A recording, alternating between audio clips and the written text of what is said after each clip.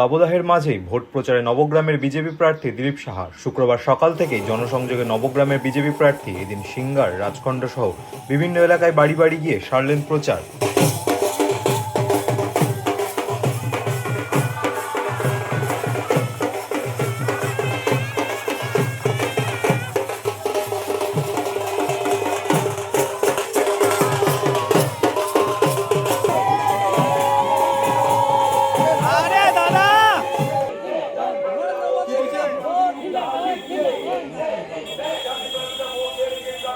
বাড়ি বাড়ি গিয়ে মানুষের সঙ্গে কথা বললেন, চাইলেন ভোট। বিজেপি নেতা কর্মীদের সঙ্গে পাড়ায় পাড়ায় ঘুরলেন তিনি, চলল প্রচার।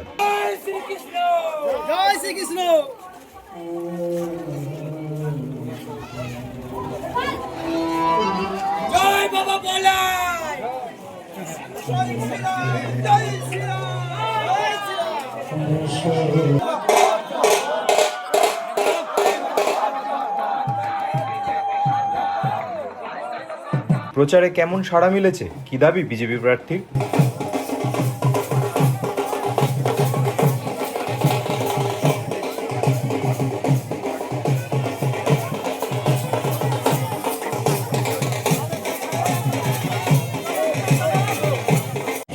আমরা আজকে সিঙ্গারের 4টে বুথ আছে, সেখানে আমরা ডোর টু ডোর ক্যাম্পেনিং করলাম, মানুষের সঙ্গে কথা বললাম, মানুষের অভিযোগ দেখলাম এবং আমাদের পাশে বিজুল, ইসরানপুর থেকে শুরু করে আমরা এখন যাচ্ছি রাজখণ্ড থেকে।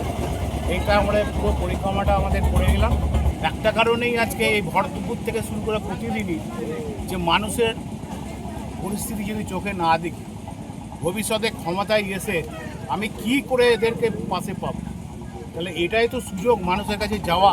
সেই জন্য আমি নিজের চোখে যাচ্ছি এবং আমরাও সেটাকে ফুটেজে রাখার চেষ্টা করছি, যাতে আগামী দিনে এই অসহায় মানুষগুলোর পাশে থেকে মানুষের উপকারে করতে পারি। সেই জন্যই আমি আজকে ভর দুপুর, আজকে এত কর্মী আমাদের সঙ্গে আছে, এত মানুষজন আছে যে আমার কোনো ক্লান্তি আসছে না, যে আমরা এই মানুষের যে আশীর্বাদ পাচ্ছি তার জন্য আজকে ভর দুপুরে আজকে মনে হয় 43-44 তাপমাত্রার ডিগ্রি, এই রোদ উপেক্ষা করে মানুষ ছুটছে।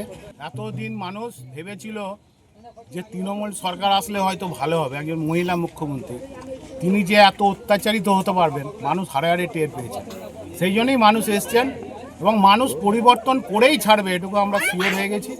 মানুষের ভালোবাসা, মানুষের মুখের হাসি, মানুষের আকার ইঙ্গিত দেখেই বোঝা যায় যে মানুষ কি চাইছে। 23 এপ্রিল ভোট প্রচারের সময় আর হাতে কটা দিন, তার আগে জনসংযোগে জোর বিজেপি প্রার্থীর।